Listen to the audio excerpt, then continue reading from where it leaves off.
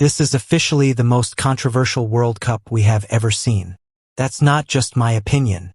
It's what millions of fans were posting before Argentina's winning goal had even crossed the line. So how did we get here? Controversy after controversy unfolding live in front of the entire world. Yet nobody in Zurich seemed to react. President calls FIFA and a suspension disappears. Halftime suddenly gets split for broadcasters.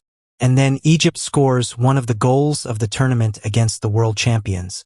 And it gets wiped off the board. That's exactly what happened in Atlanta. Argentina versus Egypt was an incredible football match, easily one of the best games of this World Cup. Yet when it ended, half the football world believed the result had already been decided. Egypt broke forward from deep. Salah slipped the perfect pass across. Zizou calmly finished. Shirt off. 2-0 against the reigning champions. Then VAR stepped in. Not 5 seconds back. Not just to the final pass. It rewound almost the entire move, going back 17 seconds to a shirt pull and a stepped-on toe near the other end of the pitch. Goal cancelled. Argentina came roaring back and won it in stoppage time.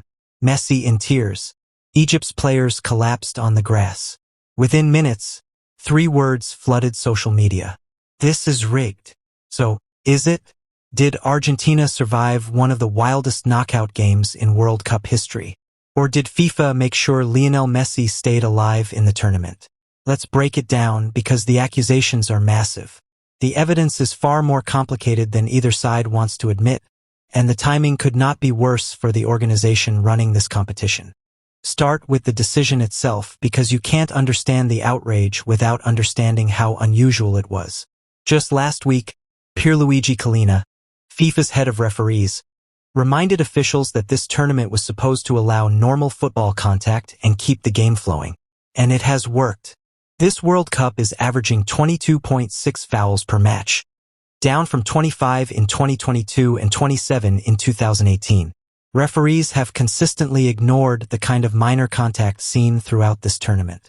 Then suddenly, VAR reaches back 17 seconds and almost the full length of the pitch to find a slight shirt tug and erase a goal. That's not just fans complaining. Many professionals felt exactly the same way. BBC's Dale Johnson said Egypt's disallowed goal went completely against the way this tournament had been officiated, arguing that officials cannot ignore minor contact on the field and then search for it later on a monitor. Sky Sports' Rob Harris said the technology was never intended to be used like that. Henry Winter joked that if VAR had gone back any further, Tutankhamun would have been involved. Former World Cup referee Fernando Guerrero went even further, saying the protocol had been applied incorrectly. His argument was simple. Argentina had enough time, enough space, and several opportunities to win possession back, which under the attacking possession phase should have ended the review. His conclusion was clear. VAR and the referee made a mistake, hurt Egypt, and played a role in their elimination. Now keep that in mind because 11 minutes from full time, the exact opposite standard seemed to appear. Argentina had fought back to make it 2-2. Deep into stoppage time, Egypt attacked again and desperately appealed for a foul inside the Argentine penalty area. Play continued immediately. No lengthy review. No trip to the monitor. Argentina countered seconds later, and Enzo Fernandez headed home the winner. Egypt's players dropped to the ground. Their coach immediately made his feelings known. Hassan said his team had suffered an injustice. Their goal was ruled out over something nobody noticed, while their penalty appeal didn't even receive a proper look. Then came the statement that transformed a refereeing debate into a worldwide controversy. Perhaps they wanted Messi to stay in the tournament. The accusation was now official, spoken publicly by an international head coach. He didn't stop there. Hassan claimed Egypt had already objected to the appointment of French referee François Letexier before kickoff because Argentina defeated France in the 2022 final. He suggested outside pressure influenced the match and said that after full time he confronted the referee directly, accusing him of hiding something. Forward Zizou was equally blunt, saying the referee had robbed an entire nation and sarcastically congratulated Argentina on winning the World Cup. Egypt's bench became so furious that one member of the coaching staff received a red card. FIFA's response? Silence. And those weren't the only incidents Egypt questioned. Earlier, replays appeared to show Noel Molina striking Imam Ashur with an extended arm. No foul. Later, Egypt appealed for a penalty after Salah appeared to be clipped by Nicolas Tagliafico. Again, nothing. To Egypt, it wasn't just one controversial call. It was an entire afternoon where every close decision seemed to fall one way. Social media reacted instantly. This tournament is rigged.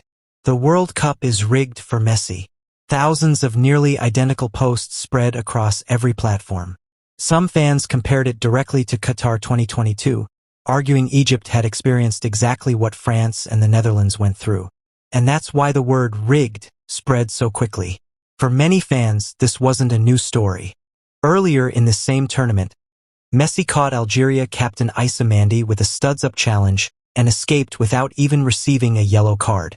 ESPN analyst Ale Moreno called it a clear red card. Craig Burley warned that allowing it would create an impossible standard for referees. Afterward, Algeria filed a formal complaint. Then, in the round of 32, USA striker Folarin Balogun committed an almost identical challenge against Bosnia and was immediately shown a red card. Same type of foul. Very different outcome. And one of those players happens to be the most famous footballer on earth. Go back even further to Qatar 2022. Argentina received 5 penalties during that tournament, more than any team in World Cup history, and Messi converted every single one. Against the Netherlands in the quarterfinal, Messi handled the ball but escaped what many believed should have been a second yellow card. The Netherlands were eliminated. Argentina lifted the trophy. For years later, Egypt's players lay devastated in Atlanta while Messi celebrated once again. Football fans everywhere were saying the exact same thing. We've seen this before. This is where things become deeply uncomfortable for FIFA. Because the Egypt controversy didn't happen in isolation. It arrived during one of the most controversial World Cups in recent memory. This is the same tournament where the President of the United States reportedly contacted Gianni Infantino, and the suspension of the host nation's biggest star was overturned using a clause never before used at a World Cup. Jurgen Klopp criticized it heavily. Wayne Rooney called it an absolute disgrace and said Infantino should be ashamed. This is also the tournament where hydration breaks conveniently split every half into 2, reportedly creating hundreds of millions of dollars in extra advertising opportunities for broadcasters. Critics called it a betrayal of the sport. This is the same FIFA that presented Donald Trump with its inaugural Peace Prize. And now, before France faces Morocco in the quarterfinals, FIFA appoints an entirely Argentine refereeing crew led by Facundo Teo, the first all-single-nation officiating team of the tournament. You don't have to believe in conspiracies to wonder why anyone thought that was a good idea. When you stack everything together, the missed red card, the Balogun comparison, the 5 penalties in Qatar, the handball against the Netherlands, the 17-second VAR rewind, the ignored penalty appeal moments later, and a tournament built around the biggest superstar in world football. It's easy to understand why so many people are suspicious. A deep Messi run is worth millions in attention, television ratings, and advertising. That's a powerful incentive. But let's also examine the other side, because accusations this serious require evidence. And there isn't any. There is no proof that the tournament is fixed. Only a long list of controversial decisions and an alarming pattern. Every single incident in Atlanta has at least some legal explanation. Under the laws of the game, attacking fouls during a scoring move can be reviewed. The contact technically led into the attack. Even Henry Winter admitted that, despite criticizing the decision, it was probably correct according to the written law. As for Egypt's late penalty appeal, VAR wasn't reviewing an ordinary foul. It was reviewing a possible penalty which has a much higher threshold. The officials decided there wasn't enough contact to award one. 2 situations that looked almost identical, governed by completely different standards. That doesn't automatically prove corruption. It may simply expose a system that has become far too complicated. That's the quieter scandal hiding beneath the louder one. A technology designed to correct obvious mistakes is now capable of searching half a minute into the past to find fouls almost nobody noticed. enforcing the exact wording of the law while drifting further away from its original spirit. There's another uncomfortable truth for Egypt. Zizou's first goal was cancelled while Egypt led 1-0. Just 6 minutes later, he scored again. That goal counted. Egypt still held a 2-0 lead with only 11 minutes remaining. No referee took that advantage away. They lost it themselves. Christian Romero scored with a towering header. Messi produced a brilliant half volley. Enzo Fernandez finished the comeback in stoppage time. Even Zizou admitted afterward that had Argentina won purely through football, the feeling would have been different. And part of that comeback absolutely was football. Goalkeeper Mostafa Shoair also admitted mistakes appeared during the final minutes. Egypt suffered from controversial decisions. They also failed to protect their lead. But that's exactly why this story matters beyond one football match. FIFA can no longer rely on technical explanations alone, because it has already spent the public's trust. When suspensions disappear after political pressure, when commercial breaks are introduced under the banner of player welfare, when controversial appointments continue despite worldwide criticism, when your own refereeing chief promotes lighter officiating, yet VAR rewinds 17 seconds to protect the tournament's biggest superstar, people stop believing you. That is the real damage. Not that anyone has proven a fix exists, because nobody has. The real damage is that millions now believe it could. Barney Ronay questioned whether Gianni Infantino had finally pushed things too far. Robbie Slater openly suggested Infantino should be facing serious consequences. When an international coach publicly claims FIFA wanted Messi in the quarterfinals, and millions of neutral fans respond with agreement instead of disbelief, the institution has already lost something far more valuable than one football match. It has lost trust. Egypt's complaint has become football's complaint. The suspicion itself has become the biggest story.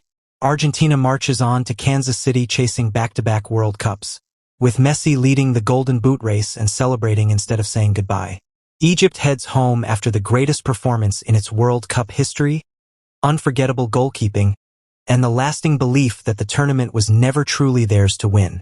The rest of us are left asking the question FIFA has never properly answered. Was it simply football? Or was it something more? You've now seen all the evidence. What do you think? Was Egypt robbed? Or did they simply let the game slip away? Let me know your verdict below, and subscribe because with an all-Argentine officiating crew set for France's next match, this story is far from over.